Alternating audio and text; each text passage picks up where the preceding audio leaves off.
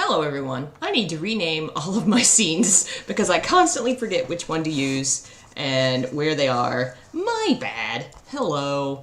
I'm gonna adjust that a little bit. I think it's a little... I want a bookshelf behind me, not a printer. That looks better. We are using the printer currently. My mom has some things she needs to print, but that should only take a minute, and then we will get to the book reading. Is the music playing? Because I remember I turned it off for... Okay, no, it's playing. Hello, Paul, Natasha, Alexis, Leon, Jeff, Johan. Welcome, welcome. Let me pull this up. Welcome once again to Modaozushi, or the Untamed, or... Wow, my mouse is freaking out. I just replaced the batteries. Why are you doing this, mouse? I think I need to buy a whole new mouse and keyboard because it's just not working very well. It keeps stopping in the middle of scrolling and it keeps jumping around the screen. Anyway, let me pull this over here. And now I just made it vanish. So that's cool. I guess I don't get to have that. Are you all done? What's today's date? It is the 14th. Alright, thanks. Yes. Okay. So, to recap where we were last time, we are reading the Grandmaster of Demonic Cultivation, known in Chinese as modaozushi. It is the story of a young man named Wei Wuxian. He is the bad guy. We're kind of reading the book from the perspective of the villain. Many, many years ago, there was this big war and all this bad stuff going on, and Wei Wuxian was somehow involved and got blamed and was killed. The story begins with him being resurrected from the dead by dark magics. And he is now given a second lease, kind of another chance at life, and is trying to figure out what he's going to do with it. And he keeps bumping into old faces. His brother, his nephew that he never, got to see grow up, an old friend of his, and of course he's in a new body, so nobody really recognizes him. And he's trying to keep it that way, since again, he was the bad guy, a criminal.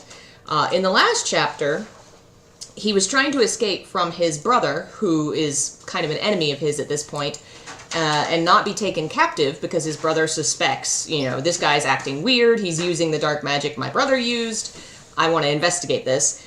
And he tries to escape from him and ends up kind of falling into the protection of Lan Wangji, who is an old friend of Wei Ying's. Wei Ying doesn't necessarily he doesn't think they're friends anymore. He doesn't think Lan Wangji is very happy with him because of his whole dark magic stuff. But Lan Wangji says, okay, I'm going to protect you. You're coming home with me. And Wei Ying's like, oh no, now I have to pretend to not be myself while surrounded by the Lan clan, which is like these monks, these very prim and proper cultivators. And so we are at the beginning of chapter 4, where they are heading to the Lan clan. Chapter 4, The Elegant Flirt. The Lan clan residence was located deep within a mountain outside Gusu City. Within the gardens of waterside pavilions, charmingly dispersed, there were long, endless stretches of black-roofed white walls shrouded in the mountainous mists year-round. To stand within them was akin to standing amidst a transcendent sea of clouds. Fog permeated the early morning, the first rays obscured in haze, complementing its name, the cloud recesses. The mountain was as tranquil as the people were silent, and the mind was made to be still as water. The only sound to be heard was the tolling of the bell from a high tower. While this was no Buddhist monastery, it resonated with the vast emptiness that was whispered from the Zen of Hanshan. However, this stately, meditative scene was abruptly pierced by a long wail. With their morning studies and sword practice interrupted thus, it sent a shudder through the clan disciples, both familial and sect alike. In spite of themselves, they looked to the main gate from whence the sound came. Wei Wuxian was bawling in front of the main gate, clinging to the spotted donkey. Lan Jingyi was reprimanding him. What are you crying for? You're the one who said you like Hung Wanjun. Now that you've been brought back, what's with the blubbering? A question for you. What kind of authors of human philosophy would you recommend? I don't recognize that term. You'll have to define it for me and see if I can help you out. Wei Wuxian was miserable. Ever since that night at Mount Dafan, he'd had no chance at all to re-summon Wen Ning. He'd no chance to figure out why Wen Ning had lost his mental faculties, nor any chance to find out why he had reappeared in the world, before he'd been carried back here by Lan Wangji. When he was younger, he and some disciples from other clans had been sent to the Lan family to study for 3 months, and he had personally experienced the dull dreariness that was the Lan clan of Jusu. Gusu. He still had lingering fears of the Wall of Discipline, which was densely engraved with over 3,000 rules. Just now, as he was being dragged and hauled up the mountain, he had glanced at the stone wall again in passing. There had been 1,000 more rules engraved since, so now it was over 4,000. 4,000! Lan Jingyi admonished him. All right, quiet down. Clamor is prohibited in the cloud recesses. It was precisely because he didn't want to enter the cloud recesses that he was making such an awful racket. Once he was dragged in, it would be difficult to get back out. Back when he'd attended school here, the visiting disciples had each been given a jade travel token. Only with the token could one come and go freely. Otherwise, the protective barrier surrounding the cloud recesses could not be crossed. Over a decade had passed since then, so security could only have grown tighter, not weaker. Lan Wangji stood silently before the main gate, turning a deaf ear and watching on coolly. When Wei Wuxian's voice quieted a little, he said, "Let him cry. Drag him in once he's tired." Wei Wuxian clung to the little spotted donkey and cried even harder. He knocked his head repeatedly against the creature. What misery! He'd have thought that after getting whipped by Zidian, he'd have been cleared of any suspicions. He'd been feeling light and airy, and his lips could never pass up an opportunity to tease, so he'd spoken offhandedly to disgust Lan Wangji. Who would have thought Lan Wangji didn't react to such things like he used to? What logic was this? Could it be that over the years, despite the heights he'd reached in cultivation, he'd only become that much pettier? Wei Wuxian... Oh my goodness. Oh, he wrote in Swedish. I meant human philosophy. Authors of human philosophy. I mean, I'm not very big on philosophy. I really haven't read too deeply into it. I imagine there's got to be textbooks that are easy ways to start out, like the world literature texts I have that have selections. There are philosophy textbooks like that have selections from various people. I've not read deeply into it. My religious courses veered far more towards religion than they did philosophy, and they tend to be somewhat separate. But I'm sure there's, I would start with textbooks. That's usually where I start with. You can find something that collects, a general overview of a topic. Wei Wuxian said, "I love men, you know. Your clan has so many beautiful men. I'm scared I won't be able to control myself." Lan Shizui reasoned with him. "Mo Gongzi, Hong Wenjun brought you here for your own good. Sect leader Jiang wouldn't have stood down unless you came with us. Over the years, countless people have been arrested and taken to the Jiang Clang's Lotus Pier. I don't know why I said that weird. And none were ever freed." "That's right," Lan Jingyi said. "You've never seen Sect leader Jiang's methods, have you? Super vicious." He stopped when he remembered the Lan clan rule, "Do not speak behind another's back," and snuck a peek at Lan Wangji. Only when he saw that Hong Wenjun had no intention of punishing him did he regain the courage to continue his grumblings. It's all the Yiling patriarch's fault for starting the trend with his evil craft. There are way too many people playing around with that senseless cultivation method of his. And Sect leader Jiang is such a paranoid person. Would it even be possible for him to catch them all? Why didn't he take a proper look before suspecting someone like you? Playing the flute like that. That heh said more than 1,000 words. Wei Wuxian very much felt the need to explain himself. Actually, maybe you guys won't believe me, but I usually play the flute all right. He just feels the need to defend his flute playing more than anything else.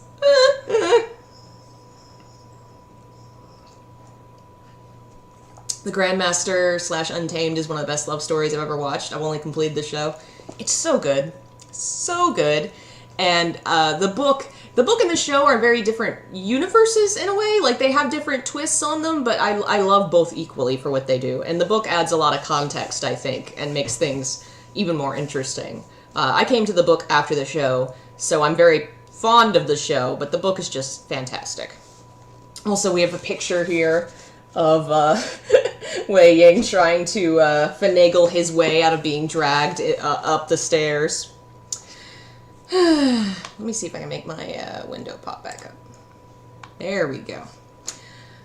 Before he could finish, several white-clad cultivators stepped out from the grand entrance. They were dressed in the Lan uniform, their simple robes flowing as light and white as snow. The one in the lead was tall and graceful in bearing. At his waist hung a sword and also a shao of white jade. It's a kind of flute. When Lan Wangji saw him, he gave a light nod in respect, and the man returned the gesture. He then gazed towards Wei Wuxian and smiled. Wangji never brings home guests, and this is... As this man stood face to face with Lan Wangji, they appeared to be mirror reflections of each other, except for the color of their eyes. Lan Wangji's eyes were extremely light, as faint as tinted glass, while the other man's eyes were of a deeper, gentler hue. This was the clan leader of the Lan clan of Gusu, Lan Huan. His sobriquet was... Sobriquet? Don't know why I said that with a hard T. Oh, bye, Johan. Have a good one. His sobriquet was Zhou Jun, and his courtesy name, Lan Shichen. People were a product of their environment. The Lan clan of Gusu had always been renowned as a family who consistently produced handsome men, and the twin jades born of the head households of this generation were especially striking. While these two brothers had not been born twins, their looks were very similar, and it was difficult to discern who was the superior in appearance. However, they were one color, two shades. Lan Shichen was warm and elegant, sincerely gentle. Lan Wangji was overly aloof and stern, completely unsociable, and kept others at arm's length. This was why, in the rankings for the looks and character of the clan's young masters, the former was ranked first and the latter second. Lan Shichen, I don't know if it's like Zichen or Sich, I think it's an S sound. Correct me if I'm wrong, and you know the correct pronunciation. Lan Shichen was worthy of the title of sect leader. Even at the sight of Wei Wuxian clinging to a spotted donkey, he didn't appear perturbed in the least. Grinning broadly, Wei Wuxian let go of the donkey and approached.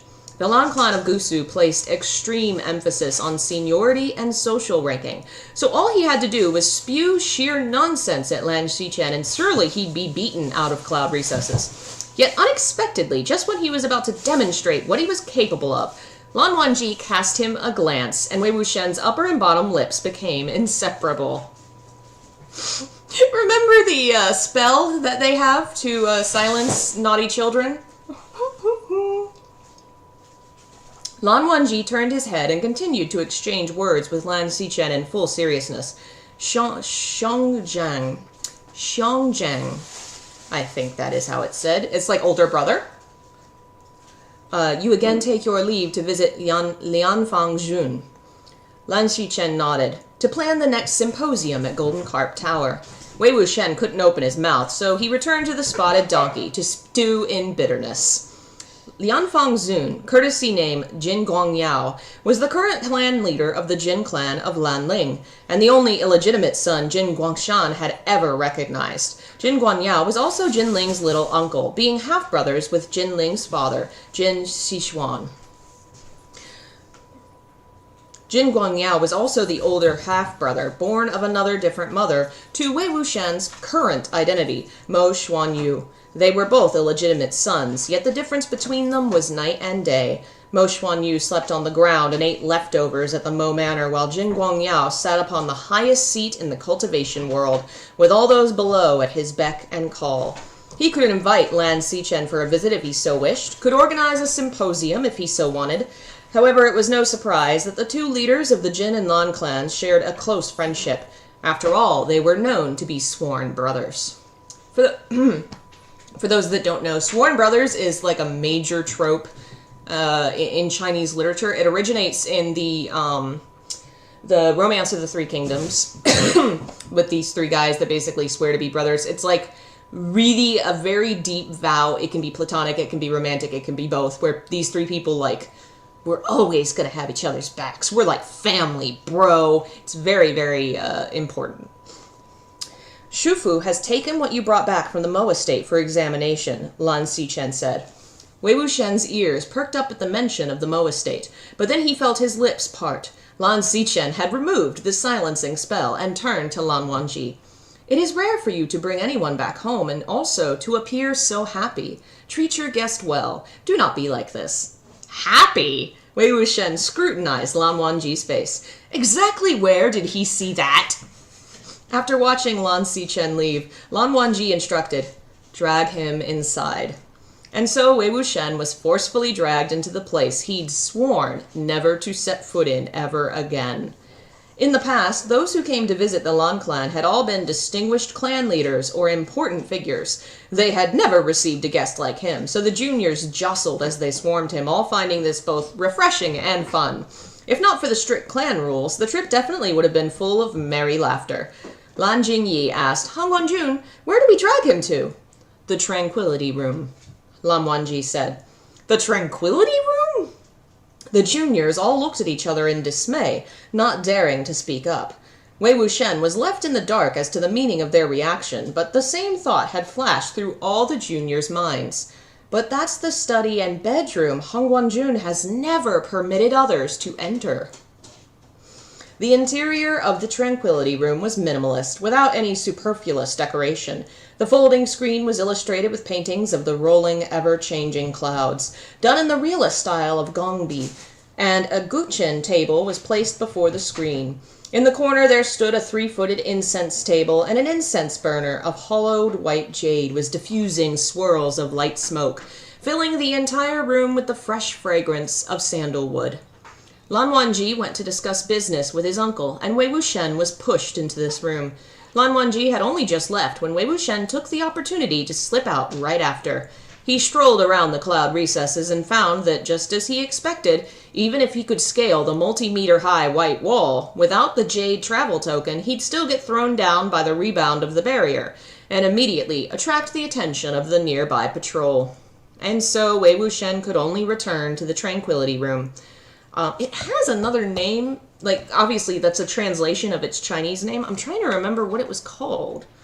I'll have to look that up later. It has a very pretty name. He never really got anxious when faced with problems, so he paced back and forth inside the Tranquility Room with his hands folded behind his back, confident he'd come up with a counter-solution sooner or later.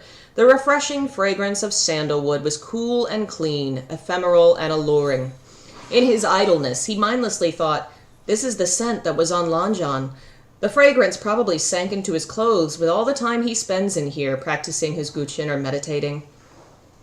With this thought in mind, he couldn't help being drawn in closer to the incense table in the corner. As he moved, he felt a floorboard beneath his foot was conspicuously different from the others. Out of curiosity, Wei Wuxian bent down and started knocking about.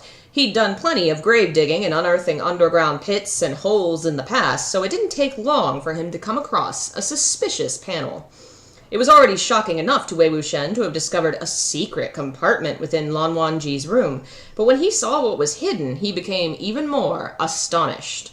Once he lifted the wooden panel, an aromatic fragrance that was imperceptibly mixed with the sandalwood incense permeated the room. 7 to 8 little round black jugs were revealed, all crammed into this tiny square cellar. Lan Wangji had indeed changed. He was even hiding alcohol now.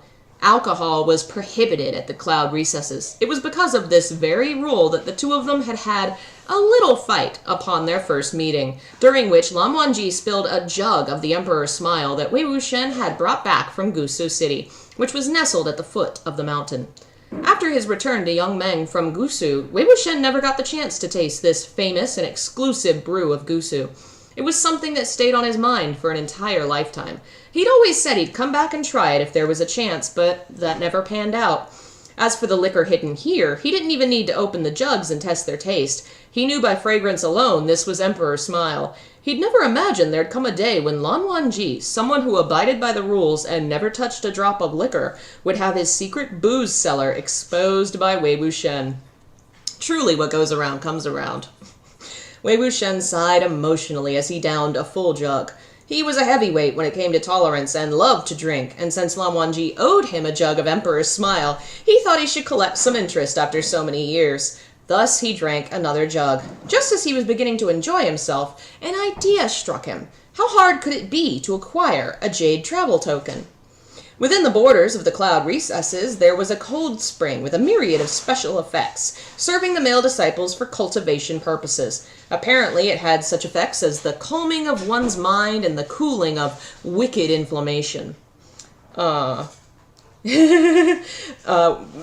note here says that wicked or evil fire is a cause of illness in traditional medicine, but also serves as a slang for arousal. So in other words, they're saying that when these very monkish people need to cool off, they go to the cold springs. Clothes were bound to come off when entering the cold springs, so what were the guys going to do with the jade travel token? Dangle it from their mouths? Wei Wuxian clapped and finished the last sip of the jug in his hand. He looked around, but surprisingly did not find anywhere to toss the jugs, so he filled the 2 empty vessels with water and sealed them like they'd been before, then stuffed them back into the cellar and closed the floorboard. Having done the deed, he went out in search of a jade travel token. Although the cloud recesses had been burned down once in the past, before the start of the Sunshot campaign, its layout hadn't changed after the reconstruction. Wei Wuxian relied on his memories to navigate through the quiet, winding paths, and it didn't take long before he found the serene and secluded cold spring. The sect disciple guarding the spring was standing quite a distance away. There was another designated area for the female cultivators, so they didn't use the facilities here, and there was never anyone in the Lan clan who dared do something as shameless as peeping. Thus, security wasn't strict, and was extremely easy to deceive, perfect for Wei Wuxian to go be shameless himself. Just as luck would have it, a set of white robes were laying on top of a white rock behind a thicket of eupatorium grasses. Someone was already here. This set of white robes was so neatly folded it made one's hair stand on end. It was like a square piece of tofu. Even the forehead ribbon was meticulously laid. When Wei Wuxian reached in to rummage for the jade travel token, he almost felt bad messing it up. He casually cast a glance at the spring and suddenly couldn't look away.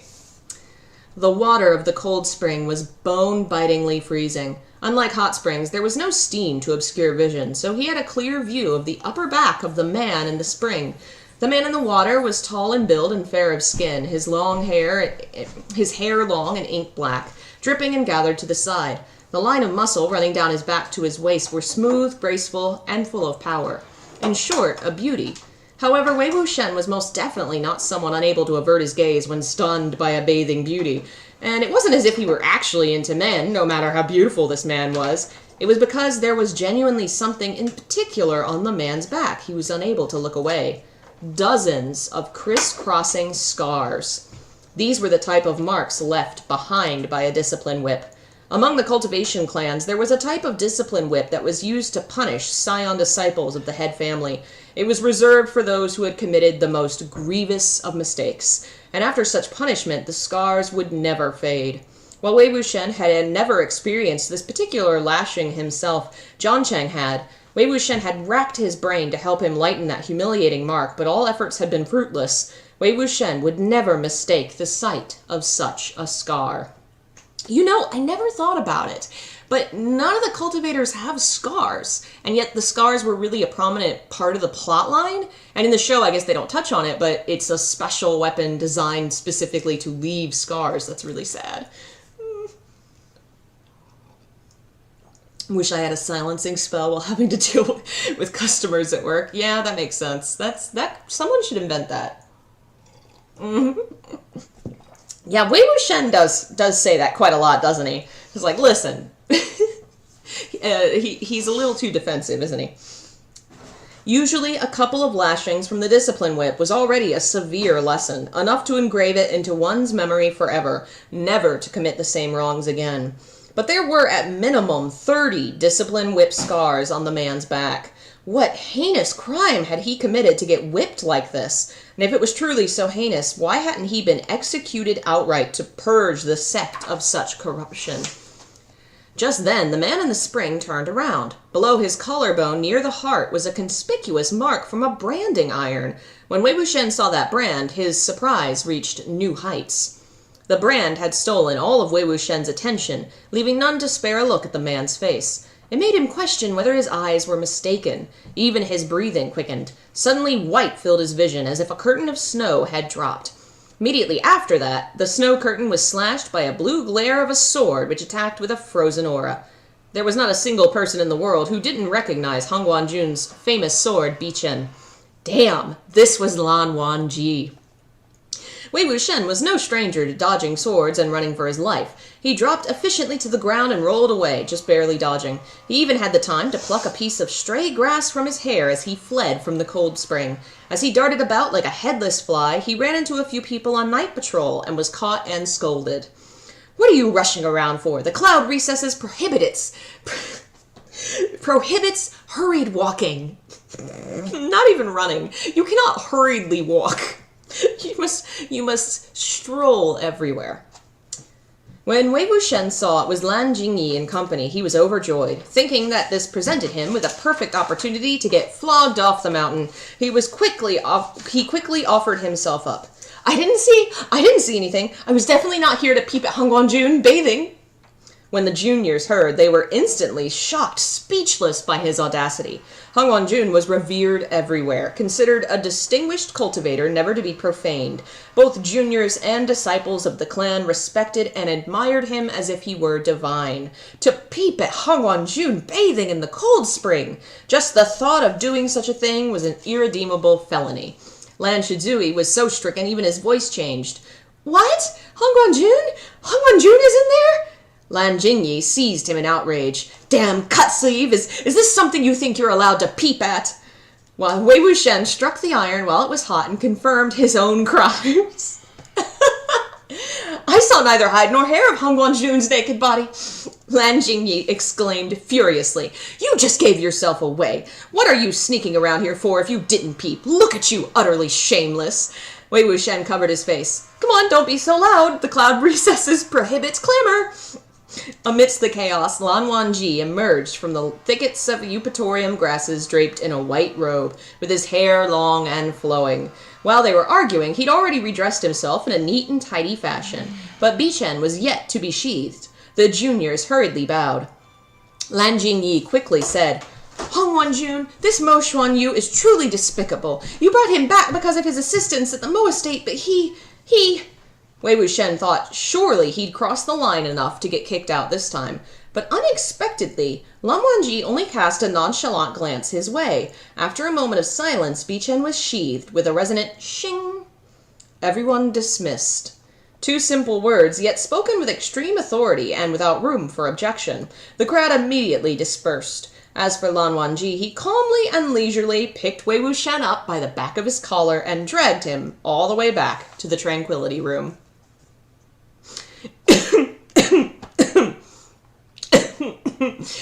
This moron.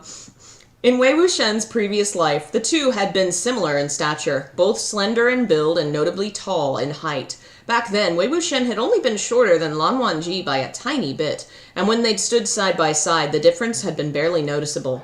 However, the situation had changed when he was roused back to life in this body. While he was still considerably taller than average folk, he was more than a full 5 centimeters shorter than Lan Wangji. Caught in his grip, he couldn't even struggle.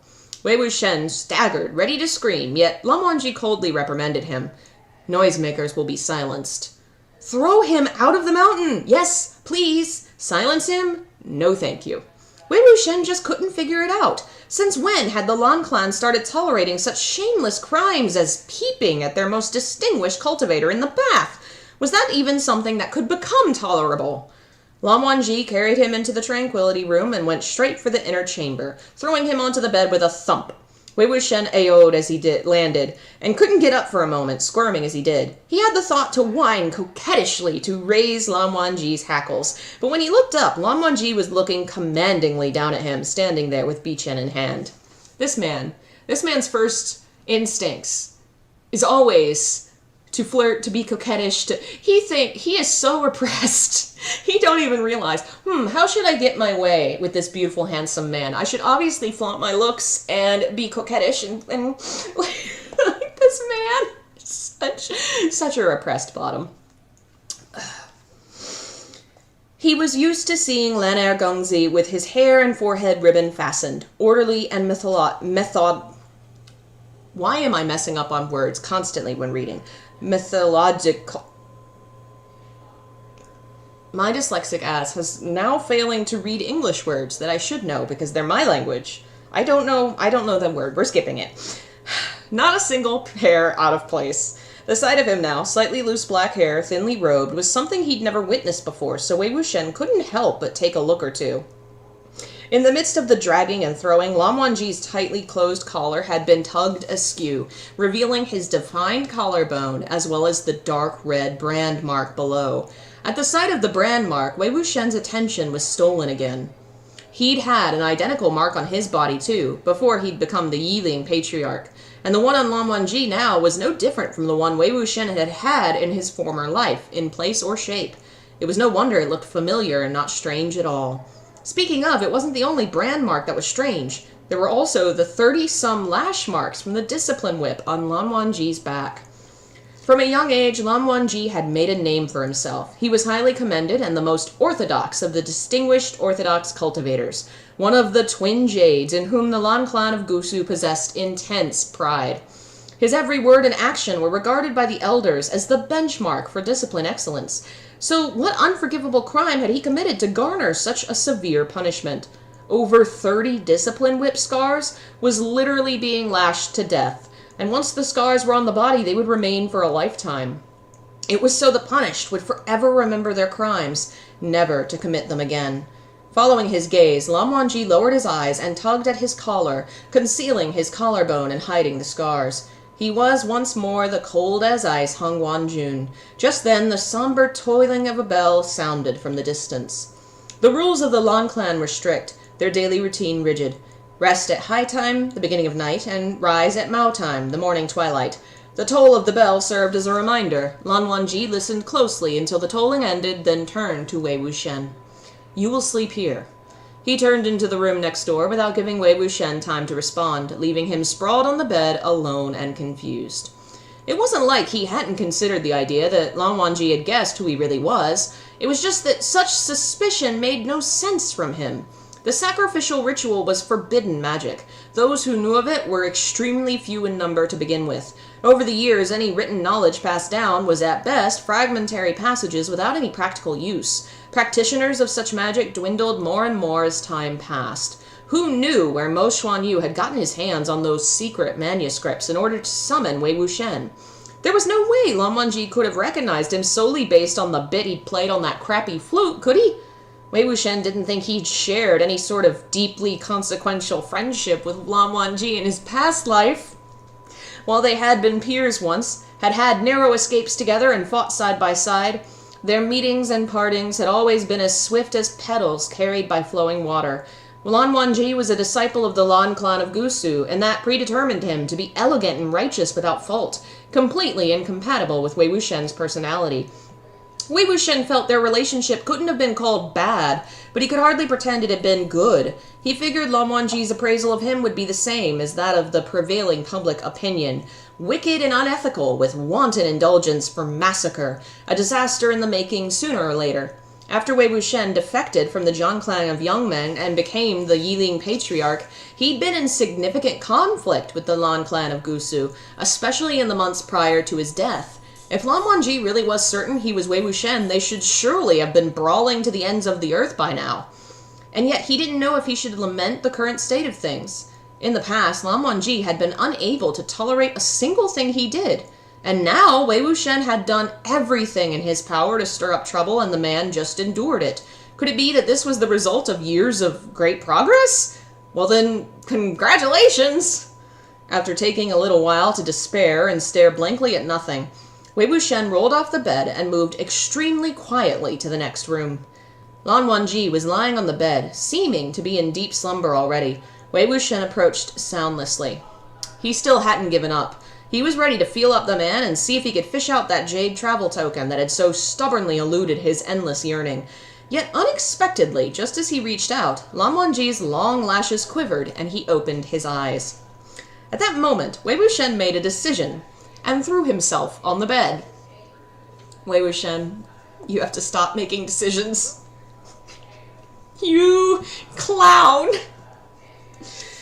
He remembered that Lan Wangji despised physical contact with others. Just a touch had sent him flying in the past. If the man could endure this as well, he was definitely not Lan Wangji anymore. Frankly, he suspected Lan Wangji was also possessed. Wei Wuxian straddled Lan Wangji, his legs spread wide and bent along the man's sides, his hands pushed against the wooden bed, trapping Lan Wangji between his arms as he slowly lowered his face. The distance between their faces narrowed, growing closer and closer. So close Wei Wuxian was practically suffocating before Lan Wangji finally spoke. Lan Wangji said, after a moment of silence, "Get off." "No," Wei Wuxian replied, thick-skinned even now. A pair of light-colored eyes met Wei Wuxian's own gaze. They were barely inches apart. Lan Wangji stared unflinchingly at him and repeated, "Get off." "Nope," Wei Wuxian said. "You should have expected something like this would happen when you make me sleep here." "Like this? Are you certain?" Lan Wangji questioned. For some reason, Wei Wuxian felt this was a question he had to consider carefully before answering. Just as he was about to curl his lips, he suddenly felt his waist go numb, his legs weakening, and then his entire person collapsed onto Lan Wangji. That curve had not yet formed on his lips and froze as his head landed on the right side of Lan Wangji's chest. He was completely immobile. Lan Wangji's voice sounded from above. His voice was low and deep, his chest vibrating gently with the enunciation of his words. "Stay like this tonight, then." Wei Wuxian had never expected this to be his fate. He jerked, wanting to get up, but his lower body remained limp and powerless, that he could do nothing but remain stuck firmly on the hard body of another man in such an embarrassing position. He was completely dumbstruck. What happened to Lan Wangji after all these years? Why is he like this now? Is he still the same Lan Wangji from the past? He's the one possessed, right? Just as he was embroiled in internal turmoil, Lan Wangji suddenly raised himself up a bit. Wei Wuxian perked up, thinking he'd finally had enough. Yet unexpectedly, Lan Wangji only gave a light wave of his hand, and the candle was extinguished. And there is a lovely image. You played yourself. Oh, you moron, you played yourself. See, it's scenes like this that weren't in the show that just perfection. Amazing. I think the anime had this scene, but just, or donghua is the term, but what a moron. I love him. Both of them are like, they're so close yet so far to understanding. Like they are flirting without being certain the other one is flirting, or even maybe consciously realizing they're flirting. These dumb babies. When Wei Wuxian reflected on it later, the start of his poor relationship with Lan Wangji could probably be traced back to the year when he was 15. That was when he and Jiancheng went to the Lan clan of Gusu to study for 3 months. There was a highly respected and reputable elder named Lan Qiren in the Lan clan of Gusu. Among the distinguished clans, he was publicly recognized to have 3 major traits: pedantry, pertinacity, and proficiency in producing peerless pupils from his strict instruction. The first 2 items kept many at a respectful distance, indeed even made some secretly abhor him, but the latter item made many others stop at nothing to finagle their children into his classes. Over the years, he'd raised countless exceptional Lan disciples. Anyone educated under him for a couple years, no matter how terrible they were going in, would appear decent coming out. Or at the very least, their poise and etiquette would see considerable improvement. Many parents wept streaming tears of excitement when they picked up their sons upon completion of their tenure. To that, Wei Wuxian posed the question aloud, "Do I not appear decent enough already?" With great foresight, Jiancheng replied, "You will definitely become a mark of shame on his teaching career." Aside from the Jiangclan of Yongmeng, there were plenty of other young masters from other clans that year, all of whom were sent by parents who admired the reputation of the establishment. These young masters were all no more than 15 or 16 years of age. The prominent clans often dealt with one another, so while the students weren't necessarily close, they knew each other's faces. Everyone knew that although Wei Wuxian wasn't surnamed Zhang, he was the clan's chief and eldest disciple. It was also known he was the son of an old friend of Jiang Fengmian, and the clan leader of the Jiangclan of Yongmeng, and that Jiang Fengmian, saw him as his own child. Young people often didn't care about backgrounds and blood as much as their elders, so they quickly mingled, calling each other Gege and Didi after only a few words had been exchanged. Gege means like big brother, Didi is little brother, so they're becoming friendly. Someone asked, "The Lotus Pier of the Zhongkling must be so much more fun than this place, right?" Wei Wuxian laughed. "Whether something's fun or not all depends on how you play. There's definitely not so many rules, though, and no need to get up so early." The rise at Mao and rest at high time routine of the Lan clan of Gusu was not to be disrupted. Someone else asked, "When do you guys usually get up? When do you rise every day?" Jiancheng humphed. "Him? Rise at sea, rest at Cho, and he doesn't practice his sword or meditate when he gets up. Instead, he's off boating, swimming, picking lotus pods, and hunting pheasants." A boy exclaimed, "I'm going to school at Yangming next year. Don't anyone stop me." His spirits were immediately dampened by another. "No one's stopping you. Your older brother will break your legs, that's all." That boy wilted instantly. This was the second young master of the Ni clan of Qinghe, Ne Huasong. Huaisong. It's like a W sound, I believe. His older brother, Ni Mengui, was a man who was swift and resolute in action, reputed for his might within the cultivation world. Although the brothers were not born of the same mother, they shared a close relationship. Ne Mengui was extremely strict when it came to educating his little brother and was deeply concerned with his studies. This was why, although Ne Huasong greatly admired his older brother, he also feared Ne Mengui bringing up the subject of schooling the most. "Gusu is actually pretty fun too," Wei Wuxian said. "Wei Xiong, listen to my heartfelt advice," Ne Huasong said. "The cloud recesses can't be compared to Lotus Pier. Now that you've come to Gusu, remember to never provoke a certain person." "Who?" Wei Wuxian asked. "Lan Qiren?" "Not the old man," Ne Huasong replied. "The one you have to be careful of is his favorite disciple, Lan Zhan." "Lan Zhan of the Twin Jades of Lan, courtesy name Lan Wangji?" Wei Wuxian asked. The current clan leader of the Lan clan of Gusu had two sons, Lan Huan and Lan Zhan. Enjoying fame as the Twin Jades of Lan, they had been used since the age of 14 by the elders of various clans as role models to compare their own disciples to. Standing squarely under the limelight thus, their names resounded like thunder in everyone's ears. Ne Huasong continued, "And that Lan Zhan, he's the same age as us, but he's not lively as a boy should be, stiff and strict. He's the same as his Shufu, or worse." "Oh," Wei Wuxian said, "is he a pretty good-looking fellow?" Jiancheng snickered. "Who among the lands of Gusu is ugly? When it comes to enrollment, the clan rejects disciples who don't have proper facial features, you know. Find me one with an average-looking face and show me." "Particularly handsome," Wei Wuxian stressed and gestured to his head. "Dressed in all white with a forehead ribbon and a silver sword on his back. Very pretty, but all stiff in the face, like he's mourning at a funeral." "That's him," Ne Huasong confirmed. Then after a pause, "But he's been training in seclusion and only just returned yesterday. When did you see him?" "Last night." Last night? Jiancheng was stunned. "There's a curfew at the cloud recesses. Where did you see him? How come I didn't know?" "Over there." Wei Wuxian pointed.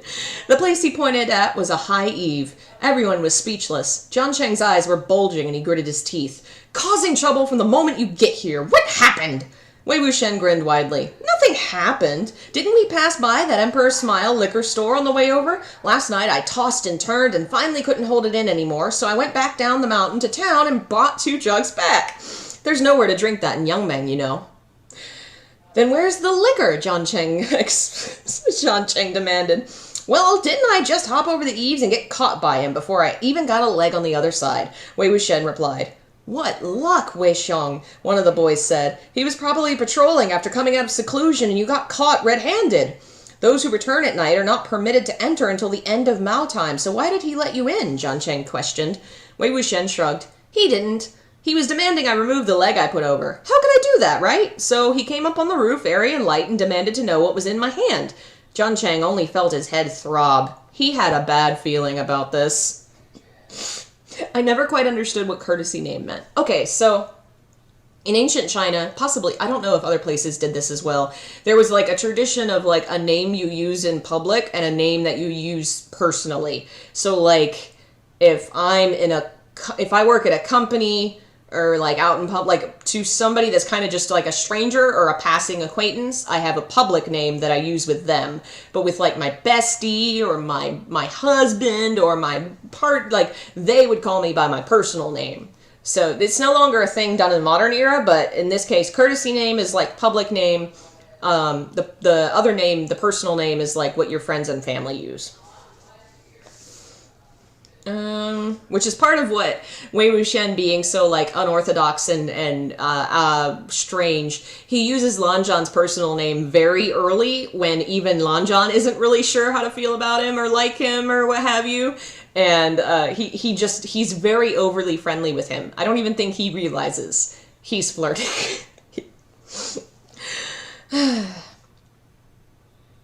John Chang only felt his head throb. He had a bad feeling about this. How did you answer? Wei Wuxian replied, "It's Emperor Smile. I'll share a jug with you, so pretend you never saw me. Okay?" John Chang sighed. "The cloud recesses prohibits liquor. Now you're doubly guilty." "He told me the same thing, too," Wei Wuxian said. "So I asked him, why don't you tell me what your family doesn't prohibit?" He seemed a little angry and told me to go look at the wall of discipline at the front of the main gate. Honestly, over 3,000 rules, written in ancient script no less. Who's gonna read it? Did you? Did you? Either way, I didn't. What's there to be angry about? That's right. The group felt the same way. They started complaining about the various outdated, unfathomable rules of the cloud recesses, deeply regretting they hadn't met each other sooner. Whose clan has over 3,000 rules without any repetitions? Never mind the killing prohibited, private fights prohibited, promiscuity prohibited, night outings prohibited, clamor prohibited. But I can't believe there's also laughing without reason prohibited, improper sitting prohibited, eating more than 3 bowls of rice prohibited? Wei Wuxian cut in quickly. What, private fights are forbidden too? John Chang said, "Yes, please don't tell me you fought with him." "I did," Wei Wuxian admitted, and knocked over a jug of Emperor Smile, too. The group slapped their thighs and exclaimed regretfully about what a shame that was. The situation couldn't get worse either way, so John Chang changed focus. "Didn't you get 2 jugs? Where's the other one?" "I drank it." "Where'd you drink it?" John Chang asked. "In front of his face. I said, all right, if the cloud recesses prohibits liquor, I won't go in. I'll drink it on top of the wall. That's not breaking the rules, right?" And then I drank every last drop in front of him. And then Wei Xiang, Ne Huasong was utterly shocked. "You're so arrogant." Wei Wuxian arched his brows. "Lan Zhan's skills are pretty good."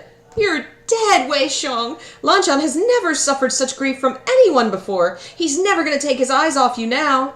"You better watch out. Lan Zhan may be in the same classes as us, but he's in charge of punishment in the Lan clan."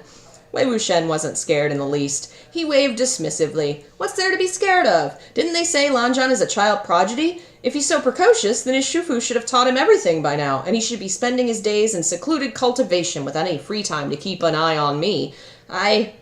Before he finished, the group rounded the corner of a garden-windowed wall and saw a white-clad youth sitting poised and proper within the orchard room. His long hair and forehead ribbon were fastened, and the air around him seemed to be shrouded with icy frost. He shot them a frigid look. It was as if dozens of mouths had been suddenly struck by the silent spell. They quietly entered the orchid room, quietly picked out their seats, and quietly left alone any free seats around Lan Wangji. John Chang tapped Wei Wuxian's shoulder and whispered, "His eyes are on you. Best of luck." I think that's probably where we're going to stop it. It seems like a good moment, because otherwise we're going to get into the long portion about the schooling. Just love how dumb they are. And one of my favorite things about the book that the show wasn't able to do is the way that it bookends the various experiences. It shows you a moment from the past here, a moment of the modern times here, and kind of splits it back and forth, so you get kind of a piecemeal, like, puzzle pieces that you put together to see the full picture, where the show, that would have been pretty hard to do, so they just did the whole timeline in timeline order, which is fine, and I understand why they did it, but there's just something very refreshing about the book, where it's like, okay, this is what their school days were like. What happened next, I wonder? And then it's going to take you back and kind of thread it all together. And it's so fascinating to see the differences, you know. This is what Lan Wangji is like now. But then back when he was 15, he was such a little, stiff little grouch. I love it. And of course, all these rules and stuff. The Lan clan is really heavily influenced by Buddhism, and their original founder was a monk, and like all the rules they follow are literally like just rules that Buddhist monasteries follow. So like obviously 15-year-old children are like, this is boring. I don't want to do this. I just find this part adorable, and they are so cute and so oblivious to each other, and I love them so much, and I cannot wait to continue reading it all with you. If you are interested in listening to more of this, the second channel is linked in the description and has all the other book readings, including the other 2 books by this author, who we will continue soon, since I think soon the next portions are going to be out. We are about a third of the way through this book, and then there's one more Grandmaster book that's out now, so we will read through those. Should be done in a month or 2 with this one, I think. And then we'll go back to maybe Scum... I don't remember which one comes out first. Whichever comes out first, we'll go to read that first. So, I'm gonna go work on some things. If I have the time, I may stream a game later, but no guarantees. We'll see what I get done. Thanks again for watching, and I'll see you guys next time. Bye.